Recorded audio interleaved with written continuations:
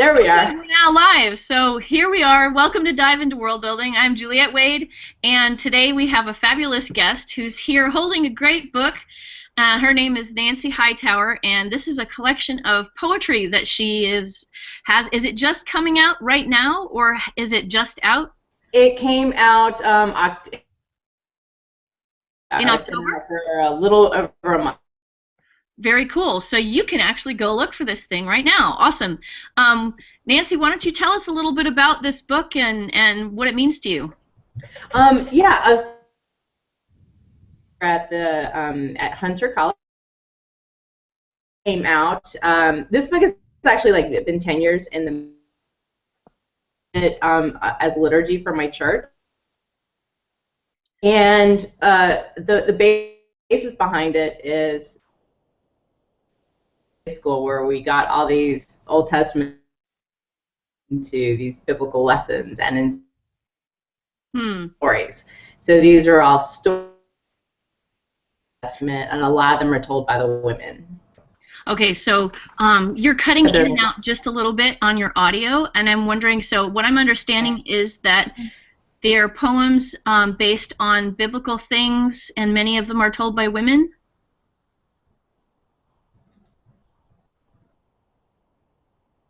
Too.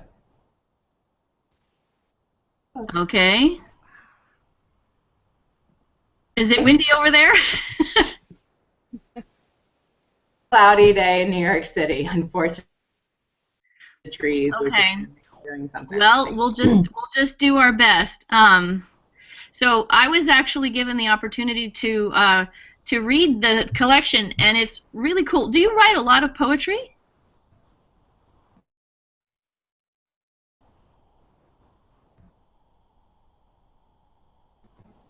Let's see. I'm gonna just duplicate that.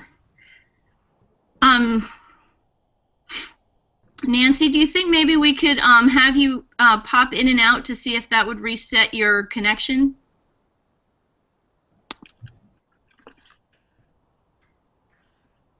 I can. You want me to hang up and come back in? Yeah.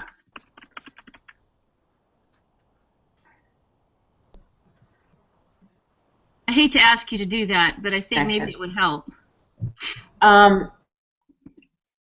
In like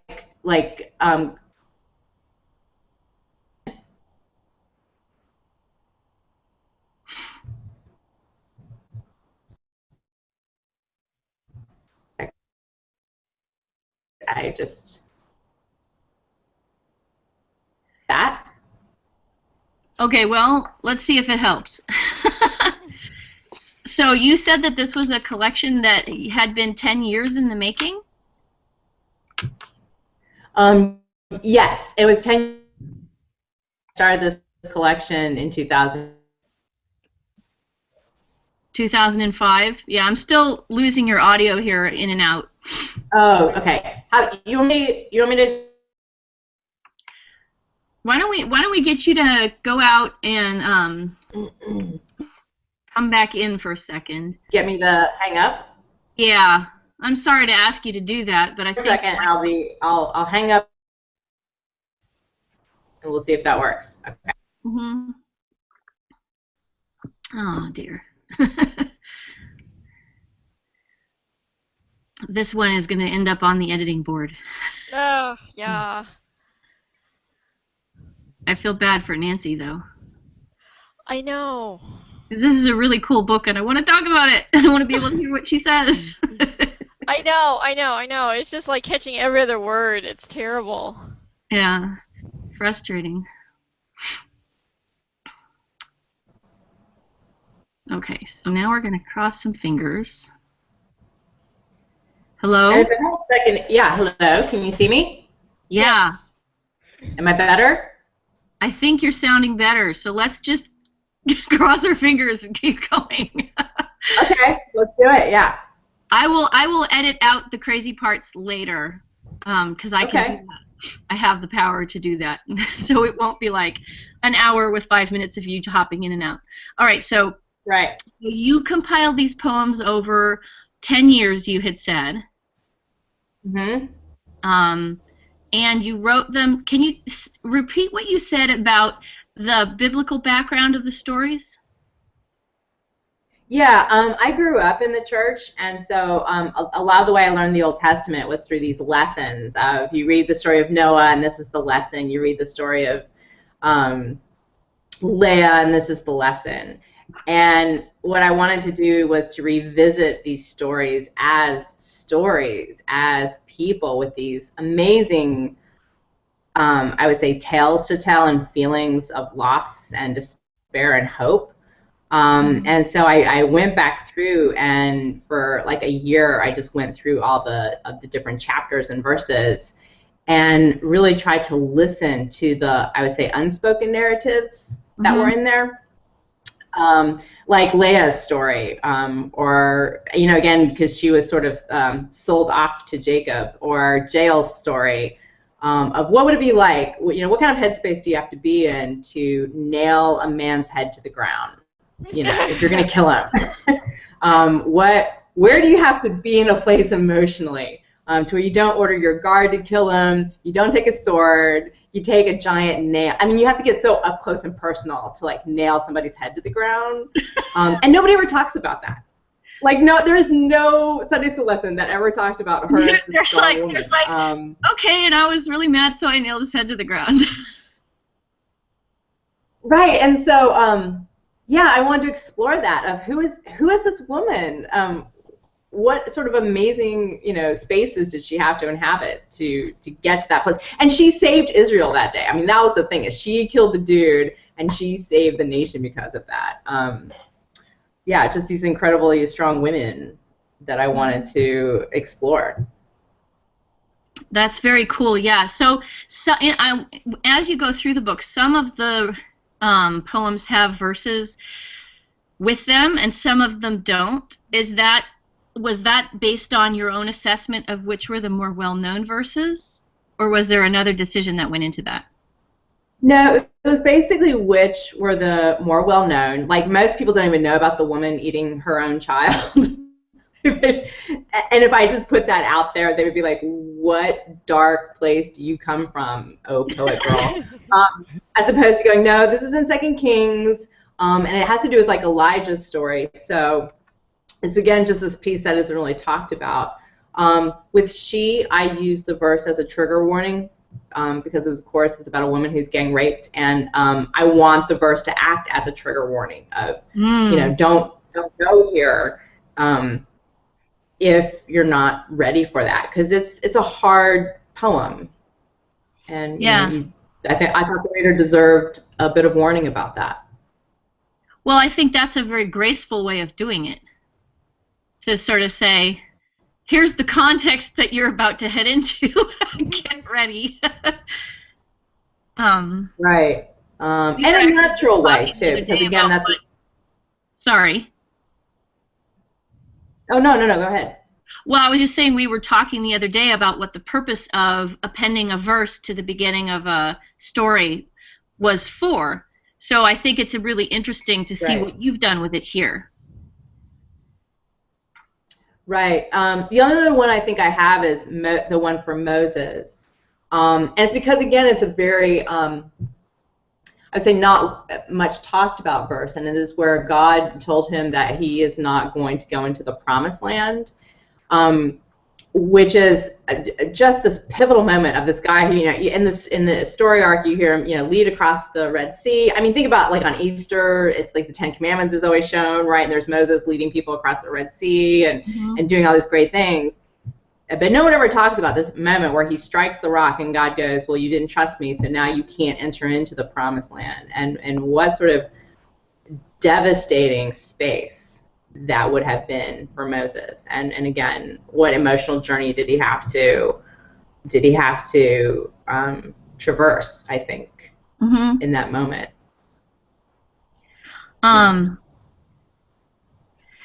Yeah, so I think one of the things, it was interesting to sort of try to say, here we are, the show is called Dive into World Building. I'm looking at a bunch of poems, what does world building mean in the context of poetry? But I think, in fact, that exactly what you're talking about is really important, that that a big part of world building is understanding the human emotion behind what is being described or what is being the experience that's being related, right? Right. Yeah. Because people fit into their worlds in a sense. So I think there's a great deal of value in that. And I think also one of the things you're doing by making these stories so personal is defeating our expectation of the known. Because I think with Bible verses particularly, people have heard them by rote so many times that there is a very specific type of imagery expectation and a certain type of here's how this verse goes type of expectation that can often numb us to what's being said. And I think that breaking that is a really interesting world-building choice in a sense, as well as being an emotional choice. Right. And I would say that it's important and integral into re-entering that world is to break up the cliche, to break up the two-dimensionality with which we've often approached verses. And especially now that they're used in the political arena, right? Everybody's whipping out verses from Leviticus, and actually Leviticus has these amazing stories in it, and nobody talks about those. But I have to frustrate that narrative closure, because that's what those sermons did, is they offered a kind of narrative closure and being like, those stories were only good for this one thing, and they flattened it out. And so part of that imagery is to shock them, to shock readers into another world, basically, that they didn't even know, I would say, was there. Now, it's very, very interesting. You do seem to have a certain kind of, well, I don't know. In some places, there seems to be like two worlds in one. Do you know what I'm talking about? Like expand a little bit on that. Yeah, so a couple of the poems seem like they have almost like the same experience happening in a modern context and in a biblical context, or sort of a bridging of the two or a hybrid of the two. I'm not sure how I would describe it. Can you tell me a little bit about that? Are you thinking of any particular poems or just in general? I am thinking of particular poems, but I can't bring up the name off the top of my head, and it would take me too long to look it up. No, that's fine. I would say I do it more often than not. I think some of them have, I would say, a very archaic feel. Like Sarah.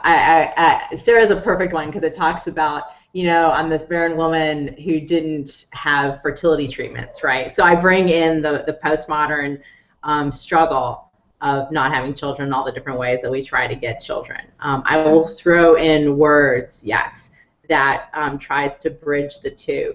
Part of that I got from Anne Sexton's Transformations, and that's what she did to Grimm's fairy tales, is bring in, I would say, the current into the archaic and have them coexist.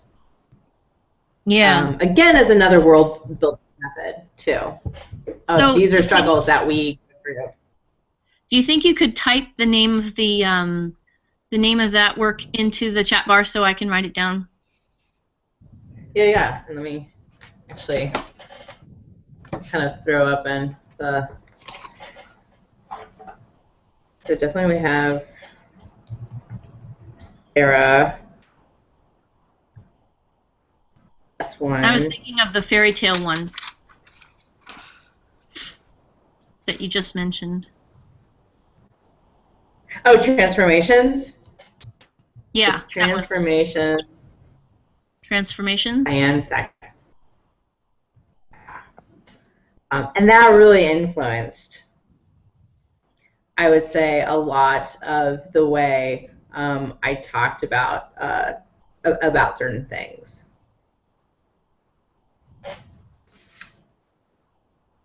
Cool. Yeah, I mean, I think, well, so it's really interesting. And in a way, I think it's a really interesting reflection on the way that the Bible is used, because we're simultaneously accessing this very ancient time and processing our own time using it, I guess. And this is not something that I do a lot, but I know many, many people who do this, that they try to process their own current experiences using the experiences of people who lived 2,000 years ago. So I think, in fact, that this is a really interesting thing that you're doing in mixing the two, that not only reflects interestingly on the Bible verses themselves, but on the way that Bible verses are used currently. Right. And I'm hoping to give, I would say, more of a voice to that archaic world.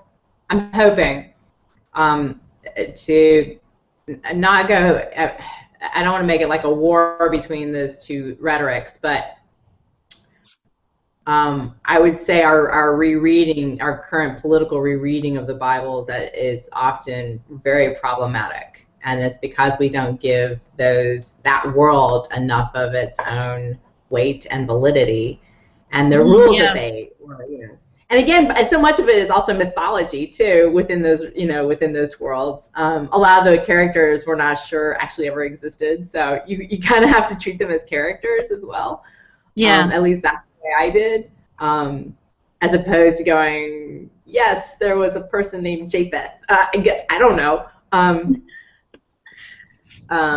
Yeah, but to give, I would say my job was to build up a validity in those voices, to kind of, again, push against. It's interesting because, so often when we deal with literature, we're talking about, how the literature reflects its time and reflects on the events that were happening historically around it. And I don't see that as often with the Bible, obviously. But obviously, any work can have a lot of different functions, I suppose you could say. Right. So I think you've done something very interesting here, and I think it's something that hopefully a lot of people will be interested in exploring.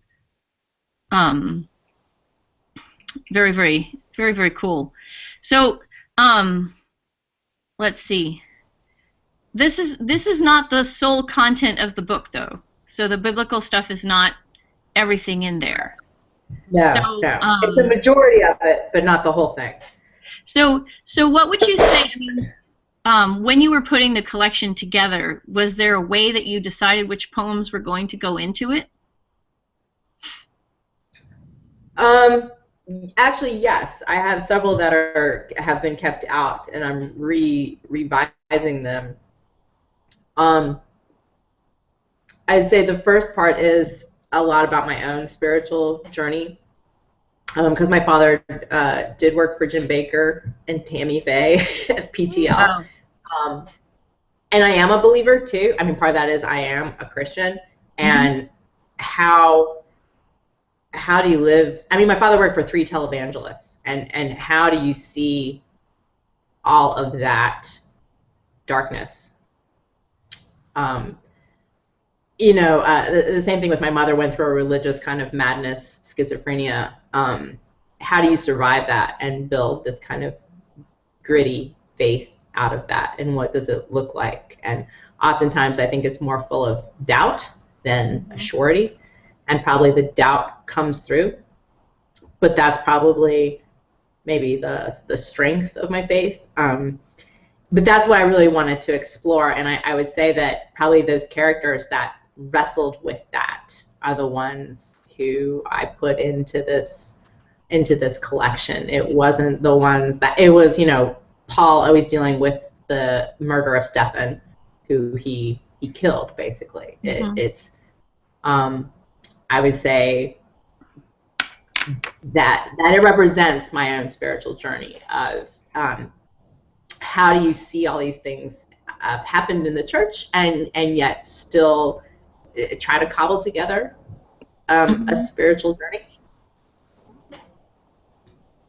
Wow, that's very interesting. So, because in a way, I was thinking, I was like, I'm trying to process the idea of worlds and the idea of poetry and worlds, and so in a way, I think that the poetry does create an impression that's larger than the sum of the individual poems, if you know what I'm saying. So the collection itself has an overall impression that's more than just, well, I've written this poem and then this one and this one to reflect on Bible verses XYZ, if you know what I'm saying. So it's interesting to hear you talk about the larger picture, because I can actually, I don't consider myself an expert on poetic interpretation, but I was definitely getting a gut feel of something bigger coming out of it, and I wanted to see if I could get you to reflect on that. So that's great. Let's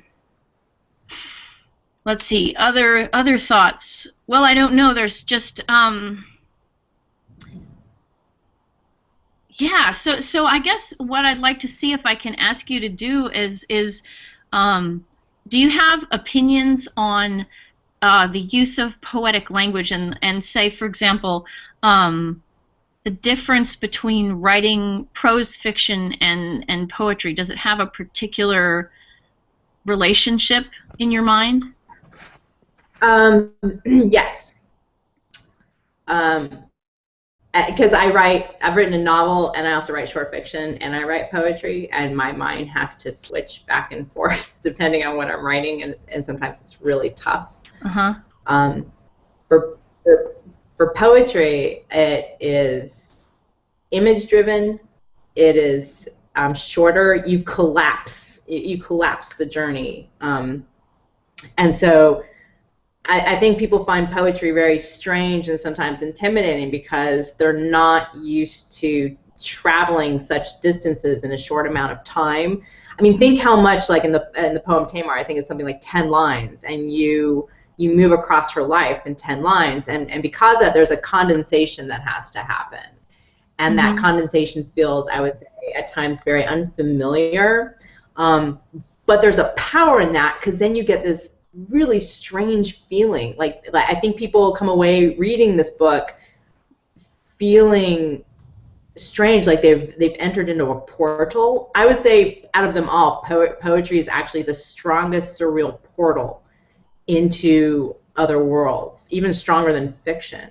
But that it feels so unfamiliar, so uncanny. You kind of have to be in a space for it. Otherwise, it feels almost, right, I would say, violating, maybe, even. Yeah, it's interesting. Yeah,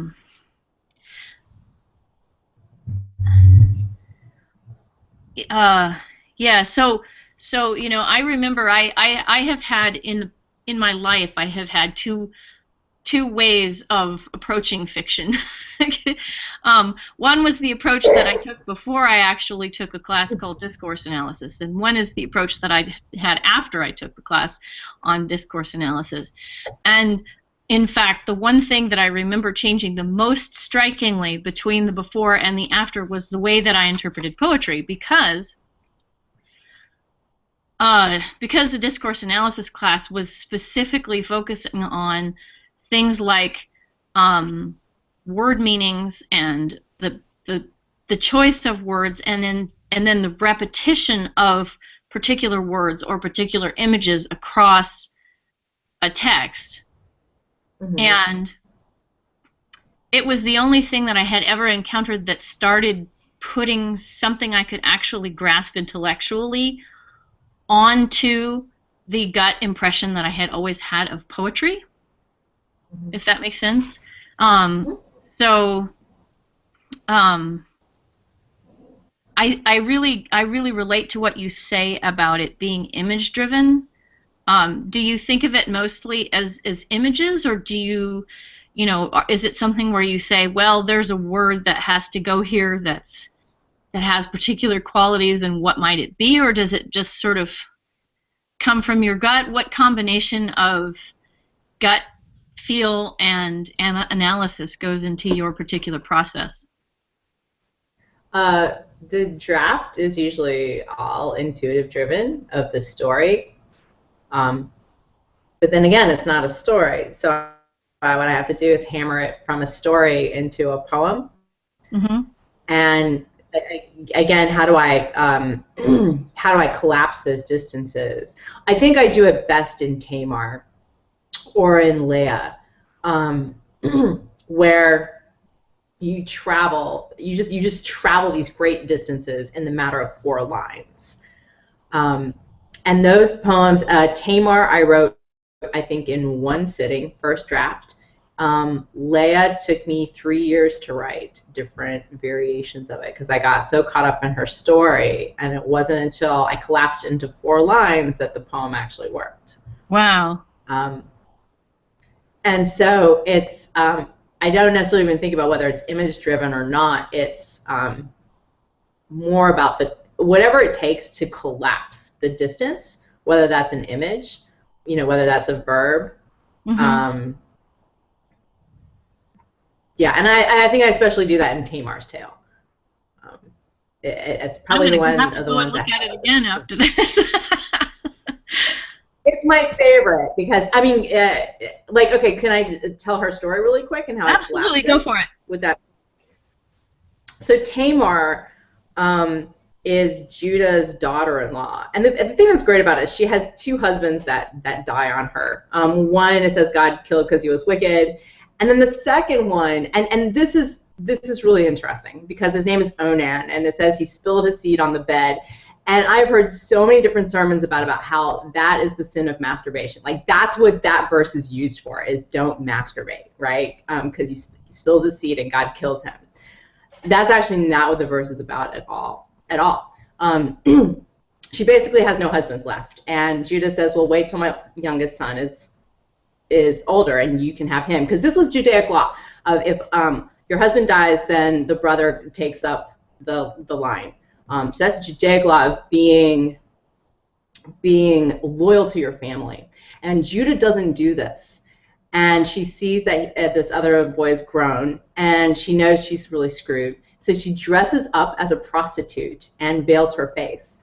And Judah's walking along the side of the road, and his daughter-in-law solicits him to sleep with him. They have one night together, and she becomes impregnated by him. And later when he finds out that she's pregnant, he's like, well, bring her out to be burnt. And she says, well, I've been impregnated by these tokens, because she had gotten his bracelets from him and his staff. The most fascinating part of this story is that Judah says, she has been more righteous than I. And it's beautiful because she reset Judah's whole schematic to be more family oriented. So Judah's the guy, by the way, who sold out Joseph. He was the one that's like, hey, let's sell out Joseph to be a slave. Right. But Judah, after Tamar, when he's standing in front of Joseph, says, take me to be the slave. I will be your slave for life. And the only thing that interrupts his narrative is Tamar, right?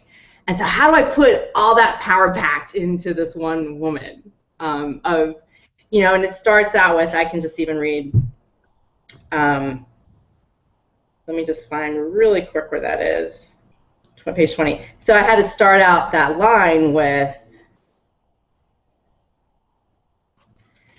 tell me how many men must I have roll off me in the night and wake to find my husband's dead again, black widowed into whoredom. I'm a patient woman, right? I mean, you have to, and in 3 lines, I have to tell what took 5 or 7 verses. Wow. But yeah, and the end line is really interesting too, because she talks about, well, it's almost like I give her this foregrounding or this forethought of, I'll take the lion by the mane, we'll wrestle him till dawn, wear his pretty bracelets until twins claw their way into history scarlet bound. But the last 3 lines of every step a bruise closer to the serpent's head, to have her speak into this story of, I see the Lion of Judah, I see where this is going, which nobody gives her, by the way. Nobody gives her that due, and of course she didn't see all of that. but that line of a bruise closer to the serpent's head, calling back to the Genesis story. You're suddenly finding yourself in dual stories at the same time, right? And the reader's like, what serpent? There was no serpent before. Where'd the serpent come in from? But she is the one that starts, the line of David. So. Yeah, I see, and in fact, I think that, I don't know, would you call that intertextuality? I guess that's what they called it in my class. But I think it's really interesting that you're pulling in these multiple narratives, and letting them reflect on each other. Yes. Well, and I think it gives her story, again, a three-dimensionality that no one ever talks about Tamar. No one. They're like, let's talk about the woman who dresses up as a prostitute and starts the line of Christ. Let's do that. Yeah, let's do it indeed. So let's see. At this point, do you guys have questions that you'd like to ask Nancy?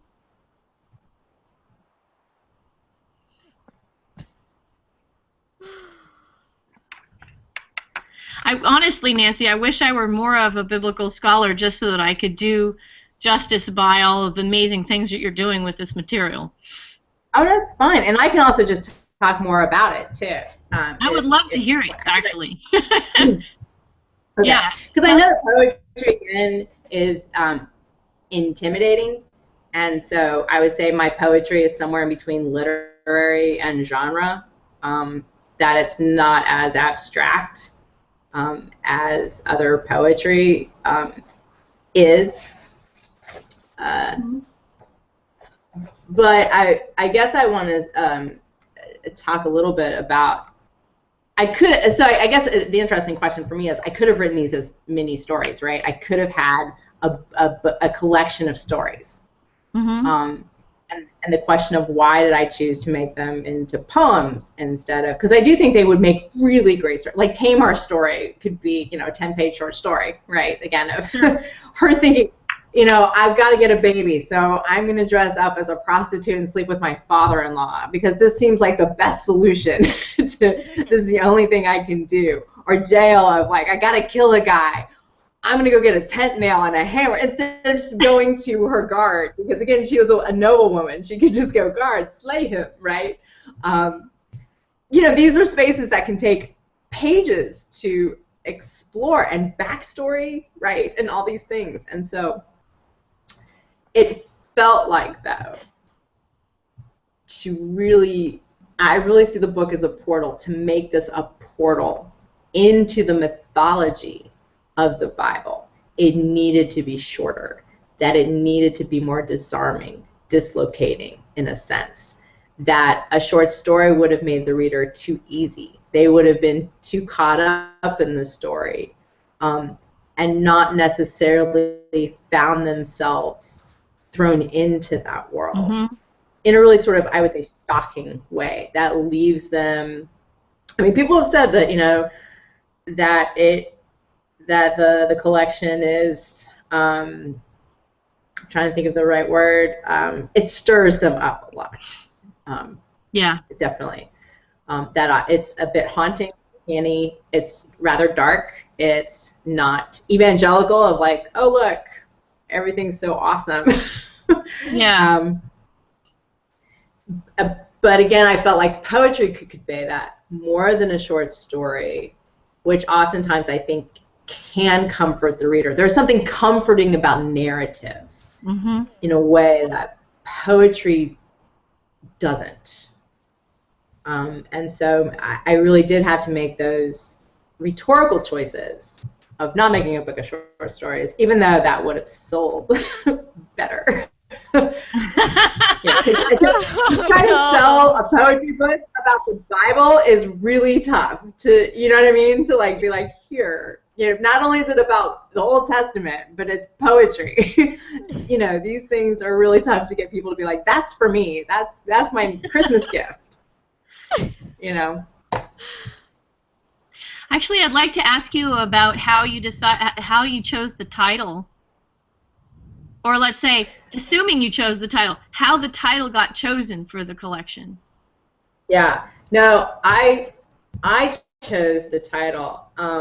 The title used to be Slow Journey, based on a poem that I originally had in the collection and I took out,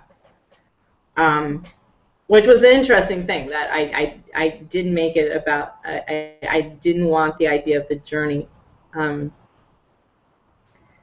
The Acolyte is interesting, first of all, because it's more liturgical, and it comes from, I think, the Episcopalian Catholic, and not evangelical. So part of it was, it wasn't quite belonging to my world. And that, I think, maybe was a safer choice for me.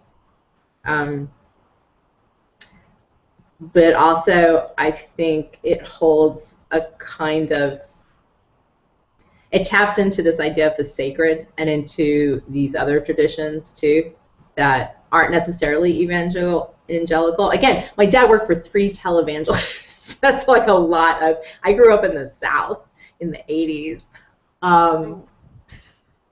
That's a hardcore story to have with you, but I didn't want that to be the only story, right? And to tie it into this more liturgical world.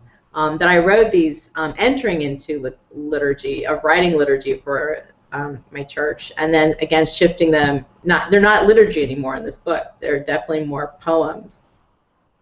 But I think the Acolyte caught a sense of that, and the same thing with the cover. I don't know if you can see the cover, but this is like a very Gothic scene, and with an angel, but it's an angel kind of coming away from the sort of apocalyptic scene. And even that goes with the Acolyte of this journey can include one of devastation and searching. Again, this isn't necessarily a comforting angel. Yeah. Sorry if I went on too long there, but no, not at all. I'm still sort of processing it. Because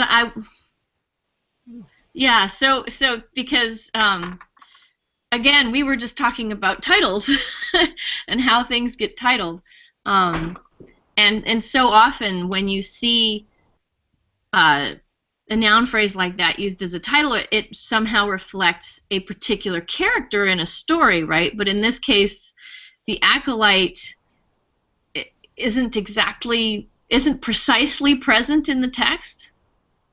But anyway, I was wondering whether the Acolyte was actually present in the text in a way that you found meaningful. I would say that, yes, that the Acolyte is me, that the Acolyte is any figure present in the Bible. Again, it's like, I believe the technical term is an altar boy or altar girl. And as someone in training, and I don't know. I feel like if you're on any kind of journey through mythology, no matter what your mythology is, again, it's not just necessarily Christian mythology, but you are in sense an acolyte. You are in sense always in training. You're discovering things about that mythology, about that belief system. Right. And again, it can be any belief system. So maybe enter into that, in a way, that maybe world. The reader is becoming the acolyte by just reading the book. That could be. It could be. Oh, yeah, because I'm trying to retrain in a way, the way they've approached biblical stories. I do want to change the paradigm of the way people have approached the Bible. Again, I am tired of people killing Leviticus by going to it and getting this one, verse to talk about, whatever sexuality, and you're like, you got to stop murdering that book of stories. Like the same thing with like the New Testament. There's just so many interesting stories and people. So to shift that paradigm, right? That is sort of an acolyte kind of training. Yeah, I just thought it was really intriguing. So are you going to be continuing this? Is this it sounds like this almost might be an ongoing project for you. Do you see yourself writing more poetry in this vein in the future? Yeah, I've already got like 7 poems still to do. Like Ishmael. Okay, so you hear like Abraham, Isaac, and Jacob, and Ishmael's story never gets told. And this plays into Leah's story. I think one of the things that I wanted to talk about in the Bible, what happens when you're not the chosen one, when you're unchosen. And so many people in the Bible are unchosen. Like Ishmael's the guy that gets thrown out into the desert, right? And be like, no, you're not Isaac. You're not the promised one. Like, that's devastating. But he's the one that sees the angel. He's the one that introduces Hagar to the angel, right? And it's like, wow, you are seen. Leah is the one who is not chosen. Like, she's called the unpretty one in the Bible. She's called the weak-eyed one. You know, Laban forces her to go in and sleep with Jacob, and she's like totally screwed. And every time in the text, every time she has a child, she says, "Now my husband will love me," which is the most devastating line that I read in her stories. Every time she has a child, she's like, "Now my husband will love me. Now my husband will love me." That she was trapped in this like loveless marriage. And so so I have Ishmael's story that I'm talking about. I have Naomi's story, because Naomi doesn't get a lot of playtime. She's the mother-in-law of Ruth. I'm working on Jeremiah's story. So there are several. Again, the people in exile. I am always because I think a lot of people today. I think the postmodern. I'll say this. I think the postmodern mindset is one of exile, of not quite part of any home community. I think people are struggling with even social media. Where do I belong? I'm split into all these spaceless areas. And so this idea of focusing on people that were in exile, whether it's Moses not being able to go into the promised land, whether it's Leah never getting Jacob's love, basically. There's nothing textually that says she got his love. Or Ishmael, how do you stay in the story if you're the unchosen one? That's just so rarely talked about. And to just explore that with dignity and understanding, and because I think a lot of people feel that I'm the unchosen one. I'm not the one who's blessed. I'm not the one who got X, Y, and Z. And that's, I think, maybe the greatest strength of these stories, is that a lot of them, in so many ways, weren't chosen. I mean, Tamar, had to dress up as a prostitute to get a kid because she was so cast off. You know what I'm saying? Like, nothing can say more than unchosen, other than, all your husbands are going to die. And I think that I want to continue that vein and see where that, I think these are important things to hear. I want to say stories, because they are stories, and yet they're poems too. Yeah. But I see your point about not wanting to write them as stories, because well, I think if I were to put it in my own words, I think that poetry is I don't know. All language is evocative, right? Because there is no such thing as transmission from brain to brain. Wouldn't it be wonderful if it was evoke, but at the same time, poetry has a very strong evocative job that it does.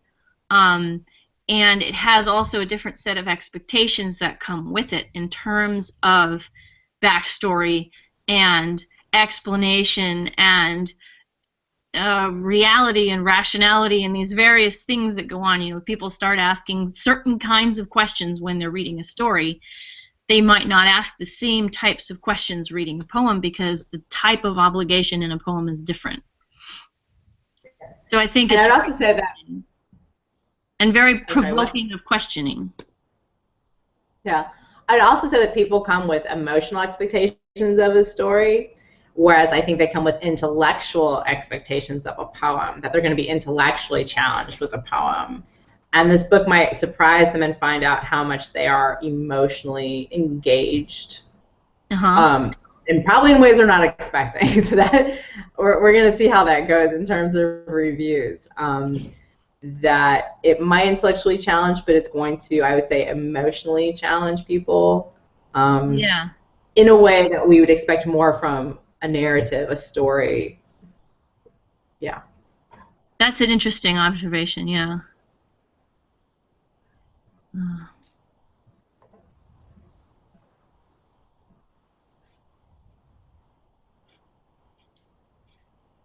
I'm writing my notes.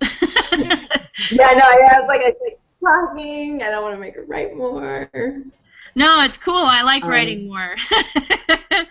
And I think you're right about the emotional engagement with these poems, because they're very emotional and real sock you in the gut kinds of poems. So I had one reader that said I had to read 6 and then I had to put it away for a few days. So, which is that's quite the saying. Like they can only get through 6 and then they need to like time out, right? Yeah. You know. Right. I could totally believe that actually, especially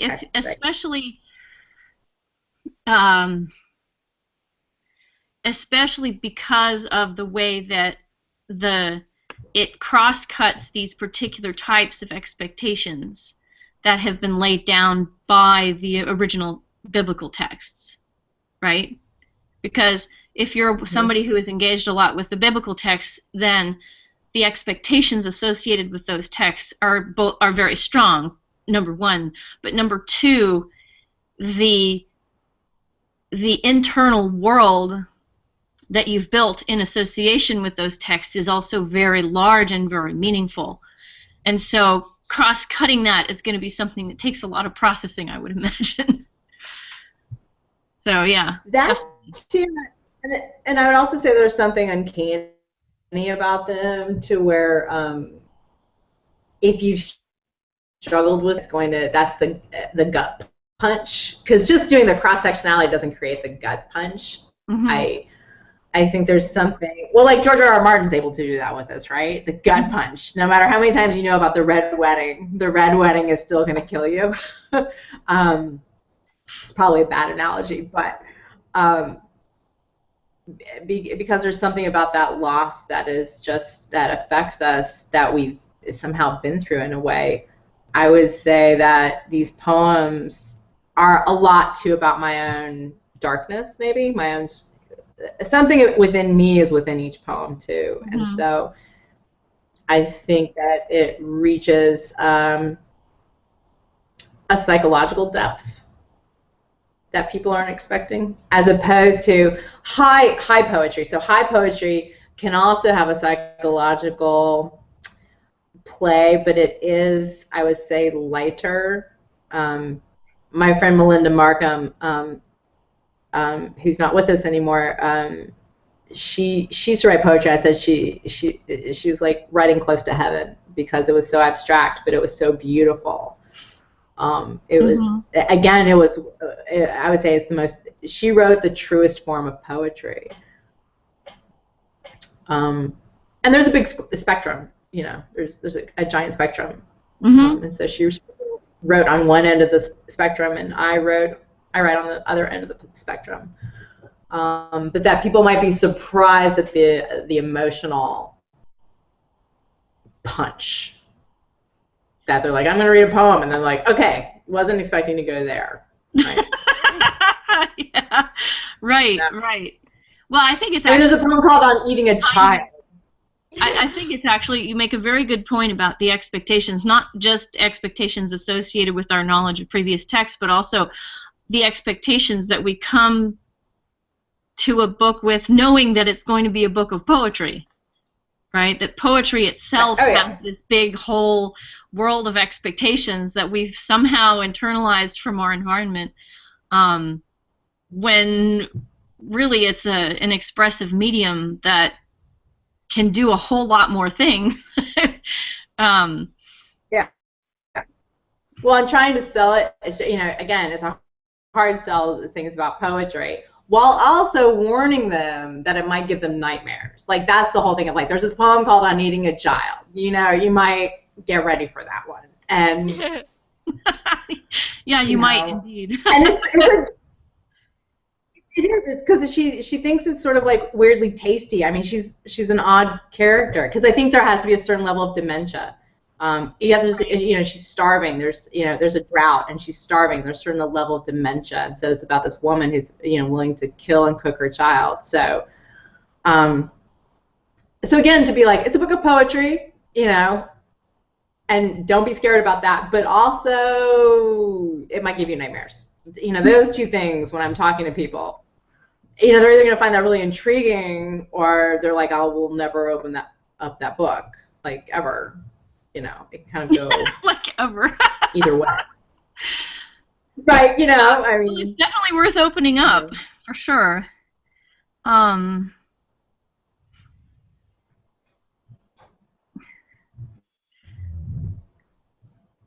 Yeah. Well, gosh, now here we are, and all of a sudden it's 2 minutes to 11. So thank you for telling us so much about this amazing book. I really hope people start to explore it and see why it is so interesting, and will punch you in the gut for sure. Well, thanks so much for having me too. This was great. Yeah. Any last questions, you guys? Thoughts? We're all sort of. They're probably still going over even eating a child. There's a poem on eating a child. What? Well, you know, honestly, I think there's a lot to process, and there's a lot, you know, there's a lot here. So, and it's hard when you haven't read the book yet. So go read the book, you guys, okay? No, but I hope everybody will go and read the book, and it's really amazing. And so I hope you get people chatting about it. I can hardly imagine that people would not want to talk about this book, though, because it's such an interesting experience. So, yes. Yeah. And I like the fact that you called it that. And you're always welcome to come back and chat with us. Thank you. Well, you know, I don't often get guest authors coming back just to sort of say hello and listen to what we're talking about on any given day. But I always want people to know that they're welcome to come back. We talk about all kinds of different things, and we have all kinds of different guests. So I still have some. Who are my friends? So of course. The remainder of the month and for December. And I believe that next week we're going to talk about folk tales and fairy tales. Cool. So that should be at 10 o'clock on Wednesday next week. But we won't be meeting the Wednesday before Thanksgiving. And fairy tales. Sorry? I didn't hear your question, but I'm assuming that you were asking me if there was a guest author. No, there is no guest author. I have guest authors once a month or so, maybe twice a month, and then at other times we just talk about a particular topic, its role in world building, how to integrate concepts from it into secondary worlds, and that sort of thing. Oh, cool. Yeah. So anyway. It's an ongoing thing. I have a huge, enormous archive, and what I do, Nancy, is I'm going to take my notes and I'm going to write them up into a report. It'll probably be up next week, but I'm going to post it on my blog, and if you can repost it or, you know, tell people about it. That way, I like having a written record of what we've spoken about, so that if people don't have an hour to listen to us chit-chat online, they can actually just look at the text and scan through and see what we've spoken about. Okay? Great. Super. So thanks, everybody, for being here, and I'm going to stop the broadcast. Okay. Bye, guys.